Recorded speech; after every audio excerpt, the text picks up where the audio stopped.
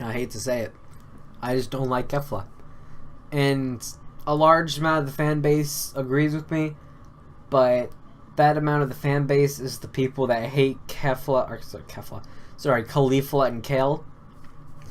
I honestly like Kefla and Kale, even Kale, but I like Kefla a lot more. And I don't know. Let me explain. Let me explain why to you I don't like Kefla. The first time that we saw a Fusion Z, what did it do?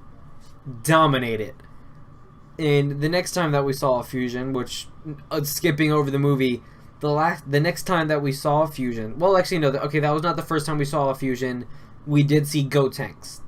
So let me just clarify. Platara Fusion. Every time that we've seen a Platara Fusion, it dominates because Platara is way stronger than Metamoran, our Finger Fusion. So the next time that we saw it is Super Saiyan Blue Vegito and Super. And what did it do? It did pretty well. It did dominate, but the time ran out. And the thing is that Vegito wasn't even supposed to happen in Toriyama's manuscript. 2 Super Saiyan Blues could have taken on merged Zamasu, but for some reason Toei and Tortoro went against it.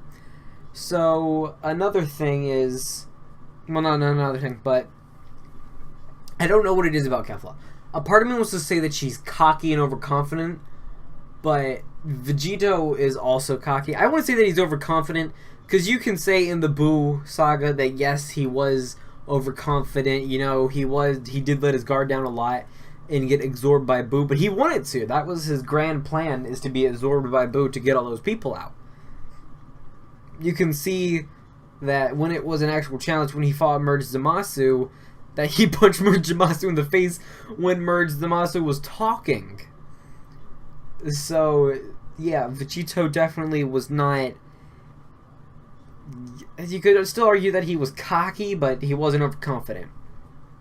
Now you get to Kefla. Even in base form, she's cocky, which is, you know, overpowering Super Saiyan God, you would be.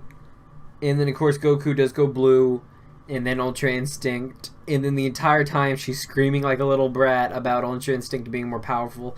I know that we've never seen a Platara Fusion get beat, so we don't know what the reaction would be if a Platara Fusion is losing. Would it just spew out all of their power or anything like that, which is what Kefla did? And another thing why I hate Kefla is, other than just the personality alone, is the design. I honestly think that she looks like, I want to say like a 30-year-old single mother. That's the only thing I can really conjure up. Just a bra and sweatpants. I don't know. And another thing, I think that she looks better in her base form than in her, what's it called, Berserk form. I would have liked for, and she even did go Legendary Super Saiyan 2, which is a surprise to me because I didn't know Legendary Super Saiyan could have grades like current Super Saiyan, which is another whole debate thing. But anyway, video for a different time, I guess. So, which was interesting, and it was weird because it would be cool if maybe Super Saiyan 3 or something happened, but maybe then again a lot of people would freak out. But I don't know, I just didn't like Kefla. Alright, the design, everything from the design, which I think that base form even looked better, to the build up, which we even saw her in the opening. You know, the build up was cool. That was cool. Even now, knowing that we're going to have a fusion, I honestly do think that if we did get a Metamoran fusion, I would be a little bit happier. But to see this to happen to a Platara fusion, yeah, I'm just not happy with it. I honestly think Metamoran would have been better. So if it's Kefla now, well, it's Kefla now. Alright, you guys can leave the name for that down below. So I'm going to go ahead and end this episode here. If you guys have enjoyed, you know, leave comments down below. Did you guys like Kefla or Kefla? Or did you guys hate her? I even saw a poll on Amino that was like, which was worse, Kefla or Ribrianne? I honestly did not mind Ribrianne that much. Like, I didn't love her, don't get me wrong. She was very annoying. You know, there's 80 people, you know, by the time Ribrianne is really anywhere, 40. they could have made other people fight Goku.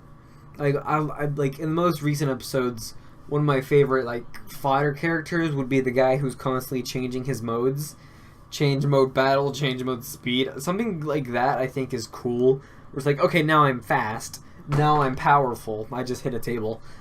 I think that thing is really cool. But I'm gonna go ahead and end this episode here. If you guys have enjoyed, please remember to share, like, comment, subscribe, and I will see you guys in the next one.